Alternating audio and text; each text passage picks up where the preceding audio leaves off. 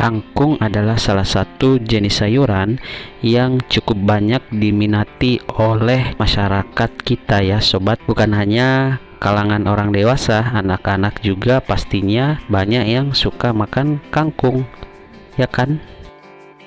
Nah, sayur kangkung ini disukai oleh banyak kalangan bukan hanya karena rasanya yang lezat ataupun karena mudah diolah menjadi berbagai macam hidangan, tetapi juga karena banyak mengandung nutrisi yang sangat bermanfaat untuk kesehatan tubuh. Ada banyak banget nutrisi yang terkandung di dalam sayuran kangkung. Di antaranya mengandung vitamin A, karbohidrat, kalori, serat, protein, vitamin C, folat, sodium, niacin, kalsium, potasium, zat besi, magnesium, dan zinc. Karena kandungan nutrisinya yang cukup tinggi sehingga kangkung ini memiliki banyak manfaat ya. Di antaranya kangkung bisa mencegah anemia atau kekurangan sel darah merah. Kangkung juga bisa meningkatkan imun tubuh atau daya tahan tubuh disebabkan karena kangkung ini mengandung vitamin C yang cukup tinggi. Selain itu, kangkung juga mempunyai manfaat untuk menjaga kesehatan jantung dan mata. Oh iya, satu lagi nih sobat, kangkung juga bermanfaat atau berfungsi untuk mengatasi konstipasi atau kekurangan asupan serat yang bisa menyebabkan sembelit atau susah buang air besar. Nah, itu dia ya sobat, manfaat dari nutrisi sayuran kangkung bagi kesehatan tubuh kita. Karena itu sangat penting bagi kita untuk mengkonsumsi sayuran-sayuran hijau seperti sayuran kangkung ini ya. Nah, karena itu penting bagi kita untuk menjaga kandungan nutrisi pada kangkung ini agar tetap terjaga dan terjamin baik untuk kesehatan kita. Salah satu faktor yang bisa memastikan atau menentukan hal itu adalah dari segi pemupukannya. Nah, kali ini saya akan berbagi kepada kalian bagaimana cara melakukan pemupukan yang paling baik dan efektif terhadap tanaman kangkung ini ya. Pertama-tama kita siapkan air bersih terlebih dahulu untuk nantinya dicampurkan dengan pupuk, dan disesuaikan aja dengan kebutuhan tanaman kita. Takarannya adalah untuk setiap 2 liter air itu ditambahkan atau dicampur dengan 1 sendok makan NPK 1616. Nah, karena saya menggunakan 5 liter air, berarti saya akan menambahkan dengan pupuk NPK sebanyak 2,5 sendok makan ya.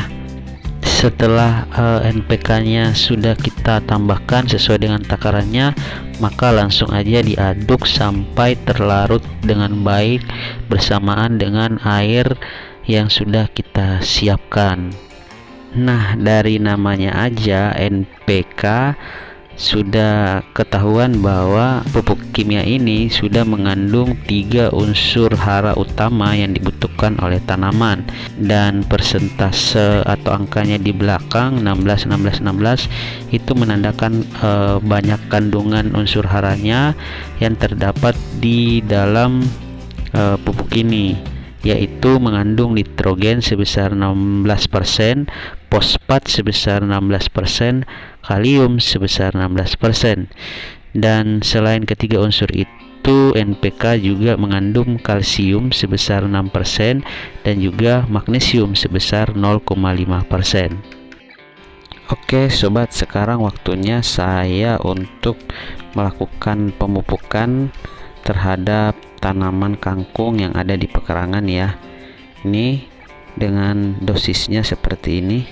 Cukup dengan setengah gelas plastik bekas seperti ini, karena wadah yang saya pakai untuk menanam kangkung di pekarangan ini terbuat dari botol plastik bekas yang saya potong menjadi 2 bagian.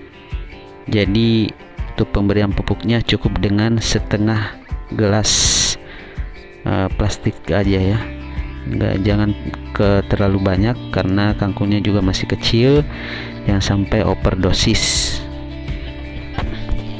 Nah, pemupukan yang pertama kali terhadap sayuran kangkung itu sendiri dilakukan saat tanaman kangkung kita sudah menginjak usia 7-10 hari. Setelah tanam sudah bisa dilakukan pemupukan.